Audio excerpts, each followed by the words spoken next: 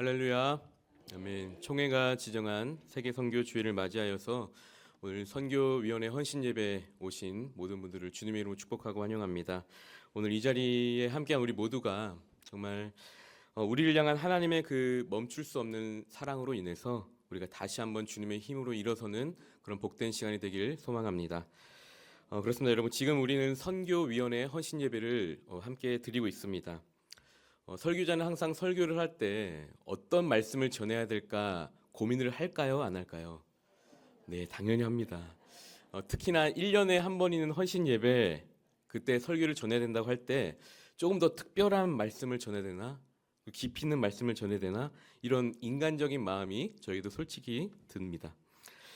그래서 선교위원회 헌신 예배인 만큼 선교의 정의가 무엇인지 정말 신학적으로 명확하게 드러내야 되나? 또 아니면 1년 동안 우리 교회가 선교지에 어떤 구체적인 성과를 냈고 또 좋은 열매를 맺었는지에 대한 보고부터 먼저 드려야 되나? 아니면 헌신을 다짐할 수 있도록 정말 선지자처럼 강력한 메시지를 전해야 되나? 이런 고민이 제 안에도 솔직히 있었습니다. 하지만 제가 이번 주 내내 기도하는 가운데 든 생각은 하나님 마음에 좀 집중해 보자라는 것이었습니다. 그러면서 기도하는 가운데 하나님께서 어떤 마음을 주셨냐면 우리가 선교를 어떤 마음으로 해야 되는지, 또 우리가 정확히 왜 선교를 해야 되는지에 대한 그 마음을 저에게 먼저 나눠주셔서 그 마음을 함께 나누고자 합니다. 여러분, 우리는 도대체 왜 이 선교를 해야 되고 또 어떻게 하는 것이 하나님이 원하시는 방법일까요? 오늘 그 답을 찾기 위해서 우리는 익숙한 우리의 그 인간적인 계산법을 잠시 내려놓고 하나님의 마음, 또 하나님의 진심 속으로 한번 들어가 보길 소망합니다. 여러분, 우리 이제 예배만 드리고 나면 본격적인 설 연휴가 시작됩니다. 아마 예배 후에 이제 고향으로 가시는 분들도 계실 것이고 또 선물을 다 준비해서 이제 가족들에게 찾아갈 것입니다. 요즘 물건을 하나 사더라도 우리에게 가장 먼저 우리가 따지는 것이 있는데 그것이 무엇입니까? 바로 가성비입니다. 가성비. 적은 비용으로 얼마나 큰 결과를 낼 수 있을지 우리는 본능적으로 머릿속에서 이렇게 다 계산을 하게 된다는 것이죠. 물건만 그런 것이 아닙니다. 우리의 시간을 쓸 때도 마찬가지입니다. 요즘 유튜브나 SNS를 보면요, 알고리즘이라고 하죠. 그것이 우리의 삶을 지배하고 있습니다. 알고리즘은 우리가 많이 검색했던 것들, 내가 좋아하는 것들이 계속 뜨는 겁니다. 나에게 꼭 필요한 정보들만 쏙쏙 골라서 어떻게 그렇게 다 알고 있는지 우리 눈앞에 딱 보여주는 그런 기술을 말합니다. 왜 이런 기술에 우리가 열광합니까? 가만히 생각해 보면 우리의 시간을 단 1분 1초도 낭비하지 않게 하려고 하는 것입니다. 그래서 우리가 그것에 열광하는 것이죠. 우리랑 상관없는 것들에게는 우리가 마음을 쏟지 않고 내가 원하는 결과물에만 가장 빠르게 도달하게 만드는 것, 이것이 이 시대가 말하는 가장 최고의 지혜이자 시간의 가성비를 챙기는 똑똑한 삶의 방식이라고 할 수 있습니다. 그래서 우리는 효율이 없는 곳에는 투자를 하지 않죠. 당장 열매가 보이지 않을 것 같으면 낭비하지도 않죠. 그리고 기피하죠. 이런 시대를 살아가는 것이 요즘 우리의 삶입니다. 그래서 여러분, 이 가성비의 계산기를 들고 오늘 본문을 마주하게 되면 조금 이렇게 당혹감을 느끼게 됩니다. 과연 당혹감을 느낄 수도 있지만 오늘 말씀을 보면서 하나님의 감춰진 마음, 진심이 무엇인지 우리가 함께 살펴보기를 원합니다. 오늘 우리가 읽은 이 네 가지의 밭 비유는 우리가 오랫동안 이 신앙생활을 했다면 너무나도 익숙한 말씀입니다. 그런데 이 말씀에서 가장 핵심이 되는 구절을 제가 뽑으라면은 저는 14절을 뽑고 싶습니다. 4장 14절 말씀 함께 읽어보도록 할까요? 4장 14절입니다. 시작. 뿌리는 자는 말씀을 뿌리는 것이라. 다시 한번. 뿌리는 자는 말씀을 뿌리는 것이라 라고 명확하게 말씀하고 있습니다. 그런데 참 묘하게도 우리는 이 말씀을 대할 때마다 우리의 눈과 마음은 어디로 향합니까? 말씀을 뿌리는 자보다도 자꾸 우리 발 밑에 놓인 밭의 상태에만 모든 신경을 곤두세우곤 합니다. 우리의 시선은 늘 이런 질문에 머물러 있습니다. 지금 내 마음의 밭은 어디지? 길가인가? 돌밭인가? 그리고 어떻게 해야 내가 30배, 60배를 넘어 100배의 결실을 맺는 그런 화려한 좋은 밭이 될 수 있을까? 저도 어린 시절에 밭에만 집중했었습니다. 그래서 어떻게 열심히 하면 내가 결실을 맺을 수 있을까? 물론 열매 맺는 삶을 사모하는 것은 귀한 일입니다. 하지만 우리의 신앙이 오직 그런 가시적인 결과라는 틀에만 갇혀 있다면 우리의 선교의 현장뿐만 아니라 일상의 사역 속에서도 우리는 쉽게 지치고 낙심할 수밖에 없습니다. 우리가 가진 세상의 계산기로 이 인생을 들여다보기 시작하면 그때부터 판단의 잣대가 생기기 마련입니다. 예를 들면 저 선교지는 아무리 쏟아 부어도 헌금을 해도 변하지 않네? 그만해야 되겠다. 저 사람은 내가 아무리 용서하고 사랑해도 변하지가 않네? 이제 사랑하지 않아야 되겠다. 우리 스스로의 그 선교의 문을 닫고 후원을 끊어버리는 상황까지 되어버립니다. 효율이 나오지 않는 영혼에게는 마음을 주지 않으려는 것. 이것이 하나님 나라의 방식이 아니라 철저히 인간 중심의 성가주의 민낯 아니겠습니까? 더 심각한 문제는 우리의 밭의 상태에만 우리가 집착할 때 나오는 영적 오류의 사건들이 몇 가지 있습니다. 만약 내가 좋은 열매를 맺고 있다고 착각하게 된다면 어떻게 되겠습니까?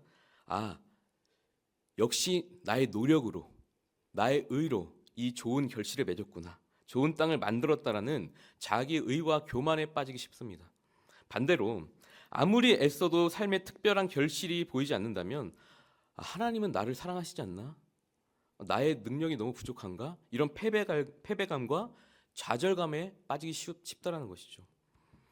결국 우리는 이 밭의 신앙에 갇히게 된다면 은혜를 은혜로 받아들이지 못하고 우리의 행위와 결과로 하나님의 사랑을 판단해버리는 그런 어리석은 자가 된다는 것이죠.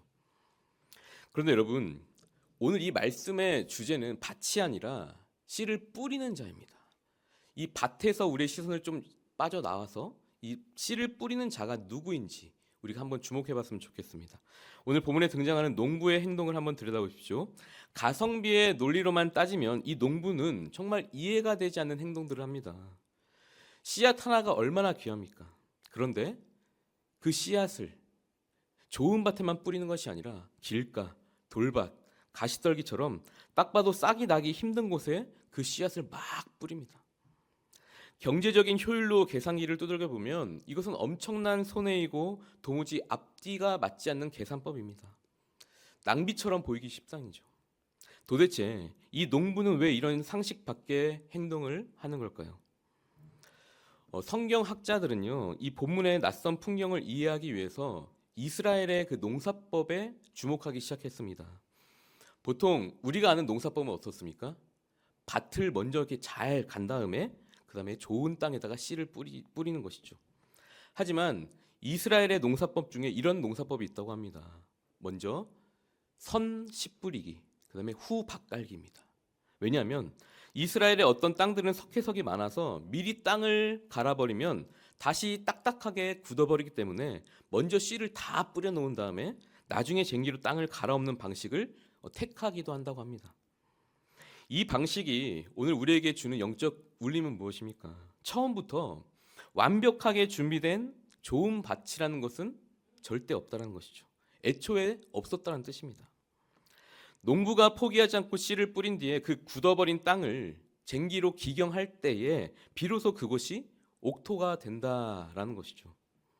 결국 좋은 땅은 농부의 노력을 통해서 나중에 만들어진다라는 것을 우리가 주목해야 됩니다.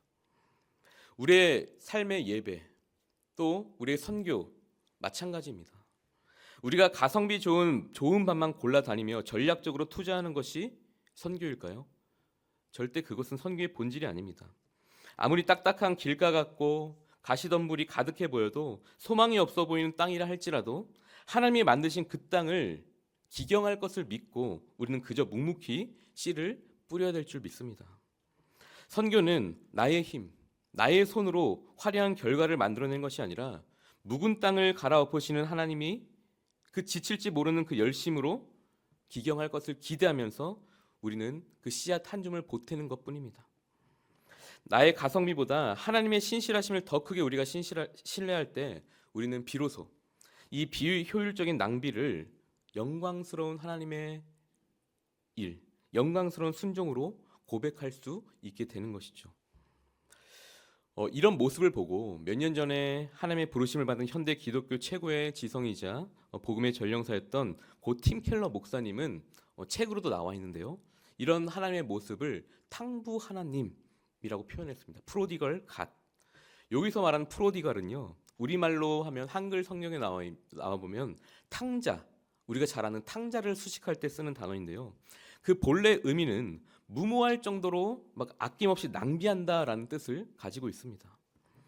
팀 켈러 목사님은 우리가 흔히 이 허랑방탕한 아들에게 붙였던 수식어를 감히 우리 하나님께 붙이면서 하나님은 낭비하시는 탕부 하나님이다라고 표현하고 있습니다. 누가복음 15장 말씀에 가보면요, 탕자의 이야기가 나오죠. 우리는 이 아들을 흔히 탕자라고 부릅니다. 그는 아버지의 재산을 미리 챙겨 먼 나라로 가서 허랑방탕하게 그 모든 것을 낭비해버린 아들입니다. 하지만 주님이 이 비유를 통해 정말 보여주고 싶었던 것은 밭이 아니라 그 씨를 뿌리는 자. 다시 말해서 여기에서 주인공은 아들이 아니라 하나님, 주인이었던 아버지였다는 것을 우린 또 기억해야 됩니다. 아들이 아버지의 재산을 낭비했다면 아버지는 그 아들을 되찾기 위해서 무엇을 했습니까? 자신의 그 모든 품위와 명예, 그리고 자신의 모든 사랑을 낭비하셨습니다. 동네까지 맨발로 뛰어나가서 거지가 되어 돌아온 아들을 끌어안고 그가 말을 꺼내기도 전에 용서의 인장을 찍어주는 그 아버지의 모습은 가성비를 따지는 그런 아버지가 아니라 그냥 도무지 이해할 수 없는 그 사랑을 계속 낭비하고 있는 그 자체였습니다. 여러분, 우리 하나님이 바로 그런 하나님이다라는 것입니다. 하나님은요, 길가처럼 딱딱하게 굳어버린 우리의 마음 가운데 찾아오시는 분입니다. 또한 돌밭처럼 상처투성인 우리의 영혼 가운데 찾아오시는 분입니다. 또한 가시떨기처럼 염려와 근심이 가득한 우리의 인생을 포기하지 않으시고 계속해서 사랑을, 하나님의 말씀을 뿌리시면서 그 사랑을 쏟아 붓고 계십니다. 우리가 아직 죄인 되었을 때에, 우리가 아직 돌밭과 같을 때에, 가시덤불 같을 때에 하나님은 여전히 우리를 향한 거룩한 낭비를 지금도 멈추고 있지 않다는 것이죠. 그 거룩한 낭비의 절정이 누구입니까? 결정체가 바로 우리 예수 그리스도 아니겠습니까? 요한복음 3장 16절 말씀에 하나님이 세상을 이처럼 사랑하사 독생자를 주셨으니, 이 구절은요, 우리 한국 사람들이 가장 좋아하는 성경 구절 중에 또 하나인데요. 단순한 암송 구절이 아니라 우리를 향한 하나님의 가장 위대한 그 낭비의 선언입니다. 하나님은 하나뿐인 아들을 우리와 같은 그 돌밭, 가시덤불, 이 죄인들의 가슴 속에 그냥 예수 그리스도를 그냥 던지십니다. 십자가에 달려 죽어가는 아들을 보면서도, 그 아들의 처절한 울부짖음을 들으시면서도 우리 여기에 계신 우리 모두를 향한 사랑을 확증하기 위해서 그 귀한 생명을 아낌없이 낭비하셨습니다. 세상 사람들은 저런 죄인들을 위해 그 소중한 왜 아들을 버리냐, 왜 낭비하냐, 이 손가락질하며 비웃을지 모르겠지만 하나님은 우리 한 사람을 살리기 위해서 그 압도적인 손해를 기꺼이 감수하셨습니다. 오늘 우리가 이 자리에 있는 이유도 사실 그 누구도 흉내낼 수 없는 하나님의 멈출 수 없는 사랑, 그 거룩한 낭비의 수혜자가 되었기 때문 아니겠습니까? 사랑하는 성도 여러분, 그렇다면 오늘 이 시간 우리에게 요구되는 그 선교적 삶이란 것은 과연 무엇일까요? 그것은 단순히 성공 가능성이 있는 곳, 높은 곳, 가성비가 좋은 밭만 골라 다니는 그런 정말 똑똑한 투자자가 되는 것이 절대 아닙니다. 진정한 선교는 우리가 먼저 하나님의 마음을 품고 세상의 계산으로는 도무지 답이 나오지 않는 그 척박한 땅이라고 할지라도 그곳에 기꺼이 사랑의 씨앗을 마구마구 뿌리는 그 거룩한 낭비를 시작하는 것입니다. 오늘 말씀 마가복음 4장인데요. 이제 4장을 지나서 5장 말씀에 가보면요, 예수님은 제자들에게 아주 계속해서 낯설고 당혹스러운 현장으로 초대하십니다. 우리가 저편으로 건너가자. 우리가 저편으로 가자 얘들아 라고 하면서 예수님이 선포하시죠. 여러분, 주님이 말씀하신 그 저편, 그쪽에서는 무엇이 있습니까? 그곳까지 가려면 일단 가는 길부터 순탄치 않았습니다. 거대한 파도가 기다리고 있었고요, 거센 풍랑이 기다리고 있었습니다. 그 목숨을 건져서 그 도착한 그 땅에는 무엇이 있었습니까? 무덤 사이에 거처하며 쇠사슬조차 끊어버리는 통제 불가능한 귀신 들린 광인이들이 있었고요. 또한 게다가 유대인들이 율법으로 부정하게 여겼던 돼지떼가 우울거리는 영적으로나 문화적으로나 굉장히 철저히 외면받았던 이방인의 땅이었습니다. 세상의 효율과 가성비로 따지면 그곳은 절대로 가서는 안 되는 곳이었습니다. 제자들의 머릿속에 이런 생각이 계속 맴돌았을 것입니다. 아, 주님, 예수님, 왜 저편으로 건너가자고 했습니까? 우리 하나 신앙 챙기기도 바쁜데 우리 많은 사람들 다 끌고 와서 이 한 사람 살리려고 너무 가성비가 없는 거 아닙니까? 너무 낭비하는 거 아닙니까? 하지만 여러분, 우리가 기억해야 될 것, 우리를 살리신 하나님의 사랑의 방법, 하나님의 선교의 방식이 이렇다는 것이죠. 주님이 만약 가성비를 따지셨다면 죄인인 우리를 위해서 십자가를 지셨겠습니까? 하지만 주님은 그 압도적인 낭비를 통해서 우리라는 그 묵은 땅을 갈아엎으셨고 그 사랑의 흔적이 오늘 우리가 이 자리에 있는 이유가 되게 하셨습니다. 이제 우리가 그 낭비의 바통을 이어받아야만 합니다. 이런 하나님의 거룩한 낭비가 오늘날의 그 기적의 사건으로 이루어진 이야기를 하나 소개하려고 합니다. 사실 제가 얼마 전부터 개인적으로 구독을 하면서 계속 보는 브이로그가 하나가 있습니다. 유튜브 채널이 하나 있는데요. 이 자리에서 보신 분도 계실 겁니다. 바로 어느 시골 교회 사모님에 대한 이야기인데요. 굉장히 요리를 잘하는 사모님입니다. 근데 그 사모님께서 세상의 모든 그 좋은 직업 그것을 다 내려놓고 충남 부여에 있는 신성교회에 그 남편 되시는 목사님이 부임을 하게 되시죠.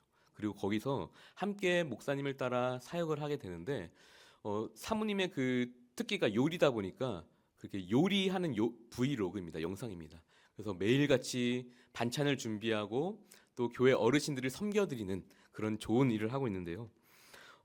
무엇보다도 처음에는 그 목사님과 사모님이 그 부여 신성교회에 부임했을 때는 70세 그 어르신들밖에 없었는데 또 2명밖에 없었는데 지금은 굉장히 많아져서 굉장히 한 몇십 명이나 부흥했다라는 소식을 또 접하게 되었습니다. 여러분, 이 목사님과 사모님은 그저 주님의 그 사랑을 아낌없이 낭비했습니다. 그 척박한 땅 거기에 가서 우리가 전하면 손해 아니야? 이런 계산을 했었을까요? 아닙니다. 그들이 먼저 하나님의 사랑을 경험했고 거룩한 낭비 그 결정체가 되었던 그들이 이제 하나님의 말씀을 들고 씨앗을 뿌리기 시작했습니다. 이 무모한 낭비의 결과가 정말 2년 만에 부흥이라는 결과를 얻게 되었습니다. 성도 여러분, 가능성을 본 것이 아니라 오직 주님의 마음을 보았기 때문에 가능했습니다. 우리가 계산기를 내려놓고 하나님의 마음으로 사랑을 낭비하기 시작할 때에 하나님은 비로소 그 딱딱한 묵은 땅을 갈아엎으시고 세상이 감당 못할 10배의 기적, 100배의 기적을 꽃피우실 줄 믿습니다. 오늘 선교위원회 헌신 예배를 드리는 모든 성도 여러분, 그리고 선교위원회 여러분, 이번 명절에 우리가 만날 가족과 이웃 중에는 정말 딱딱하게 마음이 굳어있는 길가처럼 굳어있는 분들도 분명히 계실 것입니다. 우리가 또 돕고 있는 선교지 중에는 수년째 열매가 하나도 보이지 않는 그런 척박한 돌밭도 있을 것입니다. 그때마다 세상은 우리에게 이렇게 말할 것입니다. 그만해. 그 정도 하면 됐어. 너가 뭔데 계속 그렇게 너가 예수님이라도 되니? 너도 그 정도까지 했으면 됐어. 가성비도 안 맞는데 왜 인생을 낭비하니? 하지만 그때마다 오늘의 말씀을 계속 씨앗을 뿌리는 우리가 농부의 말씀을 기억하길 소망합니다. 기경하시는 하나님을 신뢰하며 우리는 계속 씨를 던져야 되겠습니다. 낭비하는 사랑이 있어도 여러분 절대로 그 헛된 사랑은 없음을 믿으며 우리의 삶의 자리에서 하나님의 사랑을, 말씀의 씨앗을 뿌려야 될 줄 믿습니다. 우리는 그저 오늘 하루 우리에게 주신 그 저편으로 건너가 기쁘게 사랑을 낭비합시다. 그 거룩한 낭비 끝에 미소를 짓고 계실 주님을 바라보며 선교의 사명을 완수하는 우리 모두가 되기를 주님의 이름으로 축복합니다. 함께 기도하겠습니다. 지금도 우리에게 사랑을 주시는 하나님 아버지, 오늘 말씀을 통해 우리를 향한 하나님의 거룩한 낭비를 깨닫게 하시니 감사합니다. 주님, 세상은 가성비와 효율을 따지며 결과가 없는 것을 외면하나 바쁘지만 우리 하나님은 가망 없는 우리라는 묵은 땅을 포기하지 않으시고 독생자 예수 그리스도라는 가장 귀한 씨앗을 기꺼이 낭비하셨습니다. 주님, 이제 우리도 그 계산기를 내려놓고 기경하시는 하나님을 신뢰하며 사랑의 씨앗을 뿌리는 자들이 되게 하여 주시옵소서. 우리가 뿌린 눈물의 씨앗들이 하나님의 손길에 다 반드시 30배, 60배, 100배의 결실로 돌아올 것을 믿으며 우리에게 주신 사명의 자리를 끝까지 지키게 하여 주시옵소서. 우리를 사랑하시되 끝까지 사랑하시는 예수 그리스도 이름으로 기도드리옵나이다. 아멘.